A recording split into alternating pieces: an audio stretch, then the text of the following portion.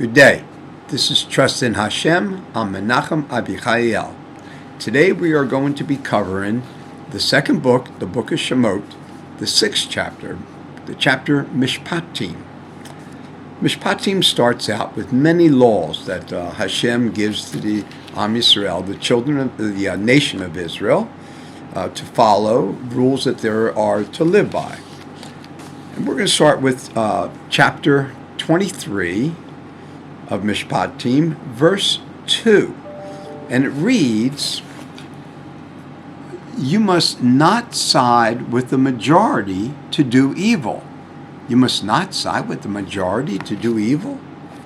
Anybody that's ever studied Torah law knows majority rules in Torah law. So why are they saying don't side with the majority? Well, it's adding to the end to do evil. If you ever study the Torah, you notice that there's the word Hebrew in there.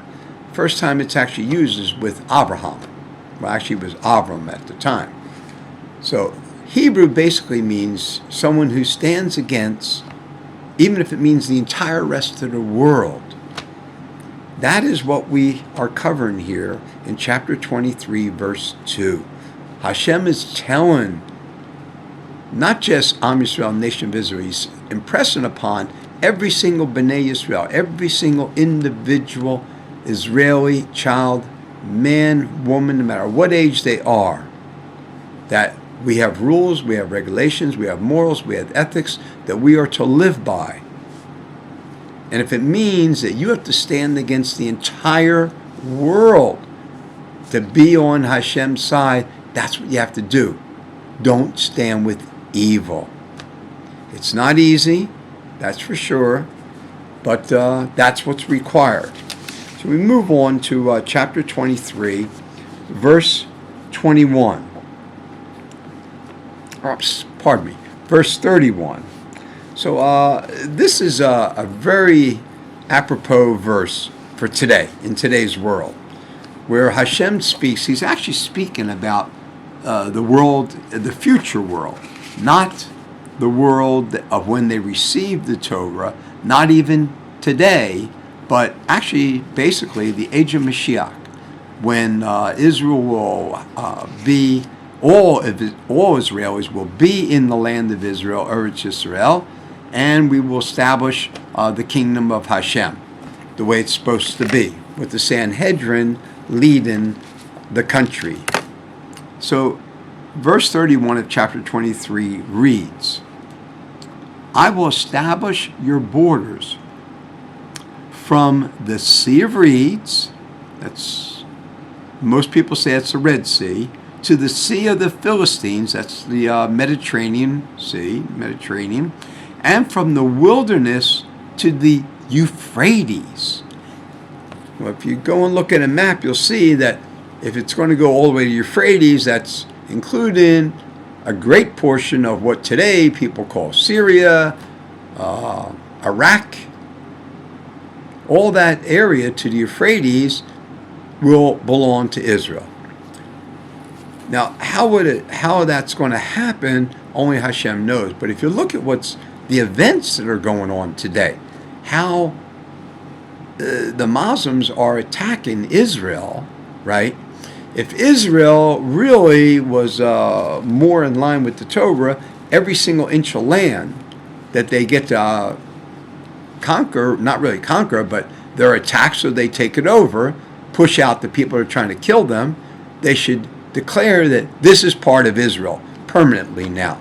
Like in Gaza, everything that's on this side of what they call the yellow line, that belongs to Israel permanently now.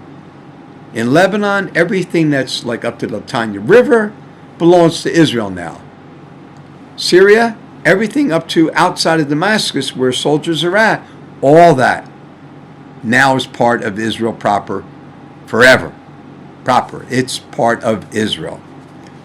That's the way it should be.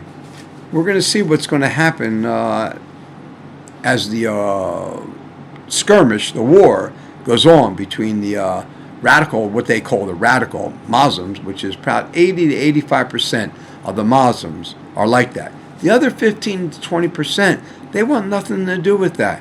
In fact, most of them actually will say to you that if you talk to them, that everything that is west of the Jordan to the Mediterranean Sea is Israel. Everybody knows that. It's right in the Torah.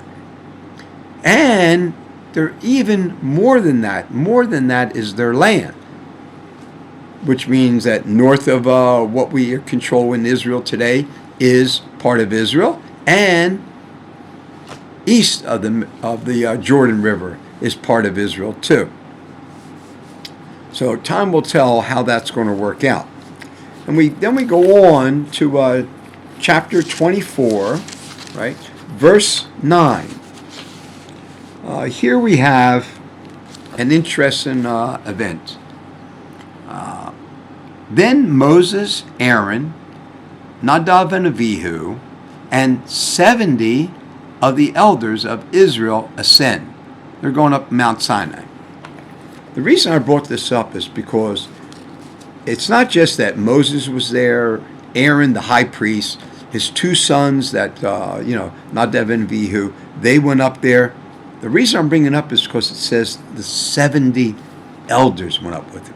And as I've mentioned before, when the Torah actually says 70 elders, they're talking about what became known as the Sanhedrin. The very first Sanhedrin is the 70 elders, and Moses was the one of the 70 plus one. And then the next was the 70 plus Yehoshua. He was the one of the 70 plus one. And it continued like that all the way through to when the second temple was destroyed. That's when it stopped. This is extreme. I've mentioned this before, but it's worth mentioning again. This is extremely important. Israel cannot be Israel till the Sanhedrin is reformed. We're not really sure how to reform it at this point. Actually, the Rambam, Moses ben Maimon, he did give a way that it could be reformed. But not everybody agrees with that. As usual, we're Jewish people. We don't usually agree with each other. But the important thing is that we have to understand that this is the ruling body of Israel. And we should make an agreement that that is our goal, to reform this Sanhedrin. We don't know how we're going to do it, but it's our goal to do it. Thank you for listening. I hope that you would subscribe and like so we can move up in the algorithms and get better viewing by more people. And may all of Israel be gathered together from the four corners of the world, of earth, and be brought back to Eretz Yisrael. May the Sanhedrin be reformed. May the Mashiach come. As usual, I'm looking for the Mashiach, but he's not here right now, it looks like. But you should always, always be ready to accept the Mashiach. Keep your eye out for the Mashiach. Thank you. This is Trust in Hashem. I'm Menachem Avichal. Yeah. Have a good Shabbos. Shabbat Shalom.